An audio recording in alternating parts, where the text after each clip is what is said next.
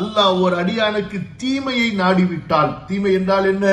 துர்பாக்கியம், நரகத்திற்குரியவர்களுடைய அந்த குணம், நரகத்திற்குரியவர்களுடைய செயல், நரகத்திற்குரியவர்களுடைய அந்த குணம், இப்படிப்பட்ட ஒரு குணத்தை ஒரு அடியானுக்கு அல்லாஹ் நாடிவிட்டால் அகலக அன்ஹு பாபல் அமல், அமலுடைய வாசலை அந்த அடியானுக்கு தடுத்து விடுகிறான், பூட்டி விடுகிறான். வஃபதஹ லஹு பாபல் ஜதலி, அவனுக்கு தர்க்கத்தின் வாசலை திறந்து கொடுத்து விடுகிறான். அல்லாஹ் பாதுகாக்க வேண்டும். இது நாம் பயப்பட வேண்டிய, அச்சப்பட வேண்டிய ஒன்று. நமக்கு அதாவது கல்வியை பேசுவதிலும் கல்வியை பற்றி தர்க்கம் செய்வதிலும் தான் ஆர்வம் இருக்கிறது.